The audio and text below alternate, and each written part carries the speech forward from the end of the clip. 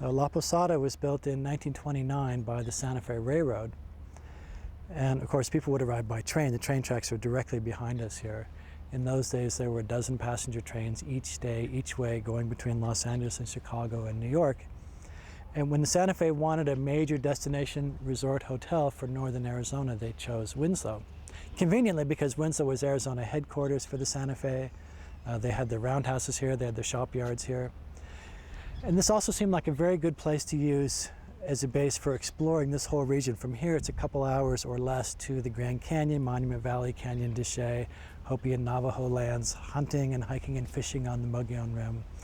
And what they wanted to do was to create a place where people could explore the southwestern deserts. They would come by train, they would spend a week at a time here. They would take day trips with a Harvey Company Cadillac, Packard, and touring cars. And then off they would go, continue on their trip. They hired Mary Colter to do this work, and this was Colter's favorite project. In fact, it was the only project where Colter was allowed to do everything. She did the building, the grounds, the furniture. Her only landscape plan, in fact, was for La Posada. She designed the maids' costumes. La Posada was the only Harvey House that had a distinctive maid's costume. She designed the china for the dining room. Everything here was part of Colter's fantasy.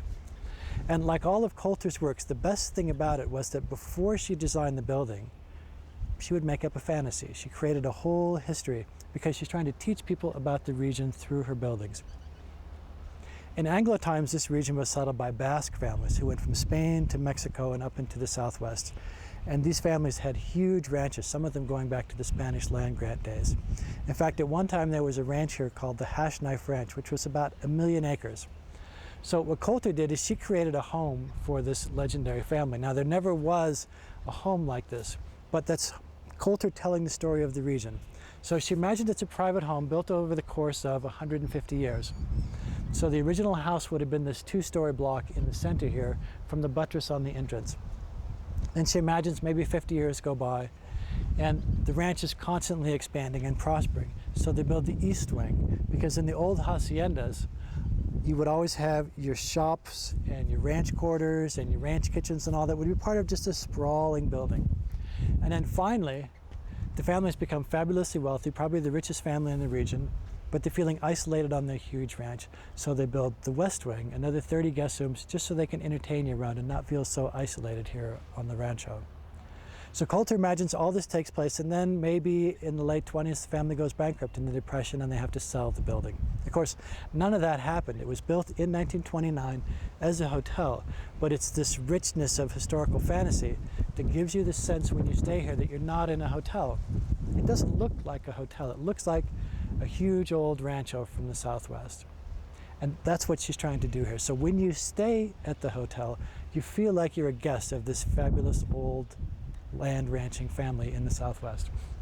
Colter is considered to be America's most influential woman architect and designer, and probably the most important architect in the Southwest. For example, more people see Colter's work every year in the Southwest than Frank Lloyd Wright's work, even though he did Taliesin down in Phoenix. Because everybody goes to the Grand Canyon. There's 5 million people a year going to the Grand Canyon, and what do they see there? They see a Hopi Pueblo, which is Hopi House across from El Tovar. It's really a gift shop, but she's designed it as if it was an old Pueblo. They see the Watchtower, the most photographed building in the Southwest, like an old Anasazi Tower. All these buildings are built in the 20th century, designed by Mary Colter, by a woman, but people think that they're experiencing the whole history of the Southwest through her architecture. And of course, La Posada was her favorite. In its heyday, the building employed about 100 people. There were 6 dining rooms, 75 guest rooms. They had 3 full-time gardeners. They had a greenhouse, tennis courts, stables. It was a huge operation. All the trains were stopping here every day. On the other side of the property was the main highway across the Southwest, which eventually became Route 66. And a mile from here was the second best airport in the state of Arizona, laid out by Charles Lindbergh. So this really was a big intermodal hub for many years. In the 40s, they sold 500,000 postcards a year here, and they were serving as many as 3,000 meals a day during the war years, because all the troop trains would come through here and they would be fed by Fred Harvey, and all the troops would just sit out on the lawns having some of their last meals as they went away to war. So an enormous amount of history here. This was the social center of northern Arizona. People would come here from Flagstaff for the elaborate Sunday brunches. This is where everybody came for their special occasions. In that very brief span of time from when it opened in 1930 to when it closed in 1957, everything had changed in this whole region. Of course, the era of the trains was over. Winslow no longer was an important airplane hub. And eventually Route 66 in front of the hotel got replaced with Interstate 40. And all of downtown, like so many of these little towns, essentially was shut down. The building closed in 1957. Colter was still alive at the time, and they asked her how she felt about it. She was living in retirement in Santa Fe. And she said, "Now I know there's such a thing as living too long." And you can imagine how poignant this was, because in that brief span of time, everybody stayed here. American presidents, European royalty, everybody from Hollywood. And when they closed the hotel, Colter believed that it was about to be torn down. Her El Navajo and Gallup had been torn down. The Alvarado and Albuquerque, she believed, would be closed and torn down. So in 1959, they auctioned all the furniture.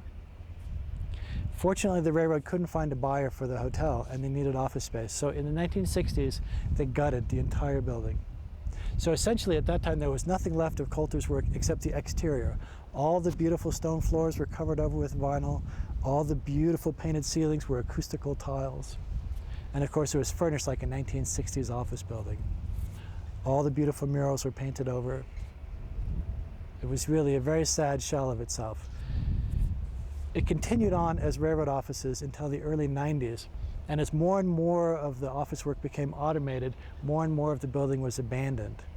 By the early 90s, the only part that was still in use was about 15,000 square feet on the northeast end. All the rest of it had just been walled off.